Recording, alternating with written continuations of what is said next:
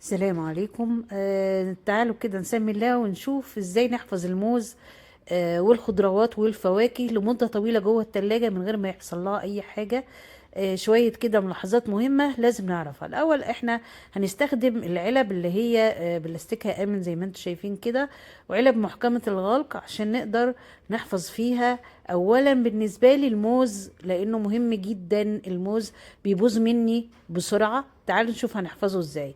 انا هنا باخد الموز ده عندي يا جماعه بقاله اسبوع حافظاه بالطريقه اللي انا هقولها لكم دلوقتي. ف زي ما انتم شايفين، لو انا حطاه بره التلاجة كان فات كل القشر ده بقى اسود، والموز ضرب والدنيا بقت اخر بوظان طبعا. انا جربت قبل كده اسيبه بره التلاجة فعلا ما بيقعدش وبيبوظ، والقشر بيسود، ولما حطيته بره جوه التلاجة برضو اسود وبقى وحش. الحل بتاعه هو ان انت هتحطيه في علبة مغلقة بلاستيك نظيف. هنجيب مناديل اللي هي بتاعة المطبخ، وهنستخدم يعني زي طبقتين او يعني غطي الجزء التحتاني خالص، القاعدة بتاعة العلبة، وغطيها كويس بالمناديل. هنحط بقى الموز بطريقة كويسة بحيث ان احنا هنقفل عليه. بس قبل ما نقفل عليه هنغطيه بفوطة غامقة، فوطة غامقة تقيلة كده يا جماعة، تحجبه عن الضوء تماما. انا لقيت ان الضوء لما بيكون واصل للموز بره التلاجة او جوه التلاجة، الموز القشرة بتاعته بتسود وبيبوظ بسرعة. لما جربت احفظه ولو حتى في جزء باين منه اهو، بس مغطياه عن الضوء المباشر بتاع التلاجة في الفتح والغلق ودرجة البرودة بتاعت التلاجة والكلام ده، فهو بيطلع الموز لو خدتي واحدة منه بيبقى متلج وجميل. في نفس الوقت الموزة سليمة جدا زي ما هي، يعني ده بقاله اكتر من اسبوع، او يعني حوالي اسبوع وهندخل في الاكتر كمان. ما حصلوش حاجة، يعني يمكن 8 ايام تقريبا انا حافظاه. نفس الكلام هتعمليه مع الخضروات. هنا انا حاطه الفلفل الاخضر والجزر والكلام ده. بس ملحوظه بقى ايه، ان الخضار ده بيتنفس وبيطلع بخار ميه. يعني كل يومين كده تقريبا تبص عليه حسب قوة التلاجة بتاعتك، تبص عليه. لو عمل بخار مية ابتدي بالفوطة نشفيه وحطيه. لو لقيتي المنديل اللي تحت ده بدأ ان هو يبقى مبلول كده بالبخار المية، فابتدي غيريه وحطي منديل نظيف وامسحي الخضروات بتاعتك او الفواكه، هتلاقيها زي ما هي حلوة. انا طبعا عشان اوريكم الفيديو مطلعه لسه كله من التلاجة عشان اسجل لكم الفيديو. فزي ما انتم شايفين كده، شوفوا الخيار والقتة برضو بيتنفسين اهو، مطلعين بخار اهو. لازم هبتدي امسح البخار ده بالفوطه الناشفه، ولو في اي حاجه مبلبله هنا بختبر الحاجه اشوف لو في كده بمسحها برضو بالفوطه، ونفس الكلام مع المنديل اللي تحت. تمام كده ممكن يقعد معاكي الخضار ده يعني حوالي اسبوعين، ممكن يقعد سليم ما يحصلوش اي حاجه، طالما انتي بتراعي ازاي تحافظي عليه وتغيري عليه على طول المنديل لو مبلول، او بتحركي مكانهم كده وتشوفي الدنيا ازاي. اهم حاجه كانت عندي بصراحه هو الموز، لانه دي كانت مشكله بالنسبه لي، وهم كلهم كانوا معارضين هتحطي الموز في التلاجة الموز هيبوظ. قلت لهم انا هجرب، وفعلا لما جربت الاول لما حطيته لوحده كده بره خالص اسود زي ما انا قلت لكم، لكن لما بدات احفظه واغطيه التغطيه دي كانت مهمه جدا جدا.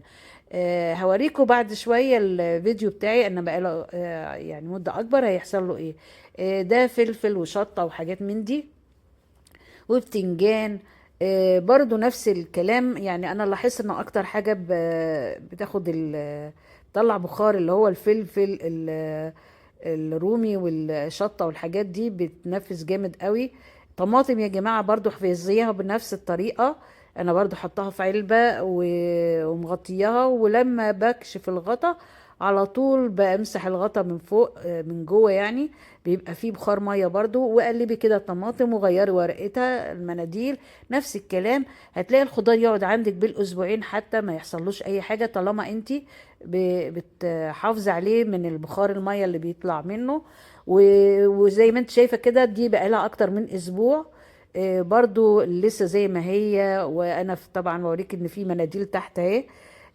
ما حصلهاش اي حاجة طالما انت بتتابعيها وتغيري عليها. دي علبة تانية، نوع تاني يا جماعة، بس شفافة برضو عشان اقدر ابقى شايفة انا حاطة ايه هنا جوه. وفي نفس الوقت هي محكمة الغلق جدا، ليها كباسين كده بتقفل من كل الجهات، يعني من الجناب ومن الجنبين التانيين، بتعمل يعني اغلاق تام. ده الموز يا جماعة بعد يعني يمكن 10 ايام دلوقتي او داخلين في هيقرب على الاسبوعين.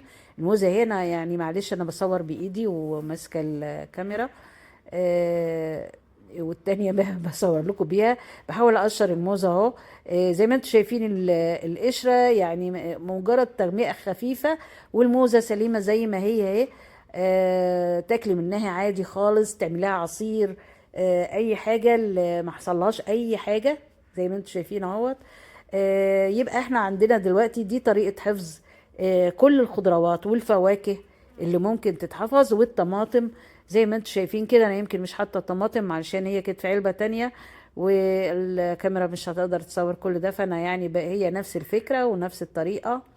ولو انت طبعا بالاضافه اللي احنا بنحافظ على الخضار، ان احنا كمان بنرتب التلاجة بتاعتنا. بتبقى التلاجة مرتبة، كل حاجة محطوطة كده بنظام. بلاش تستخدمي اللي هم الانواع اللي هي شبكة كده وبتبقى الخضار بتاعك مكشوف. ده بيؤدي الى انه بيفقد فوائد منه كتير، وخضار بيبوظ خضار نتيجة البخار المية المتصاعد. فهو احسن حاجة ان انتي تحافظي عليه بان انت بتغطي زي ما انا قلت لكم، وفي نفس الوقت التلاجة بتاعتك بتبقى منظمة جدا، شايفة كل حاجة فيها، بتاخد حاجات اكتر. يعني الاستعمالات بتاعتها بصراحة بعد ما جربتها، طبعا العلب دي احجام، يعني انا منقية الحجم الكبير عشان عايزة اخد كمية اكبر، لان تلاجتي ممكن تحط فيها اكتر من واحدة زي ما انتم شايفين كده. في احجام اصغر شوية. حتى لو عندك يعني غير الخضار، حطي دايما اي حاجة في التلاجة في علب مقفولة. بتحافظي على قيمتها الغذائية، وفي نفس الوقت يعني الاكل ما بيديش لبعضه طعم الحاجة، بيفضل زي ما هو. حتى لو انتي عاينة العيش، انا بعين العيش برضو في علبة في الفريزر، علبة مقفولة عشان طعم العيش ما ياخدش من اللي حواليه، ويفضل طعم العيش زي ما انا جايباه، وبسخنه طبعا بيفضل طازه زي ما هو. زي ما انت شايفه كده تلاجة منظمه جدا، وكل حاجه محطوطه في علبه، حتى الحاجات الصغيره خالص، الجبن حطها برضو في علبه اهي. فالتلاجة بتبقى نظيفة، كل حاجة ريحتها حلوة، ومفيش حاجة كارفة من بعضها أو أخدة من بعضها. دي الجبنة حطها في العلبة برضو أحجام، يعني هاتي الأحجام اللي انت محتاجاها وحطيها فيها. لو أول مرة تشوفيني شاركي في القناة وتعليق حلو وشيري عشان الكل يستفيد. سلام عليكم.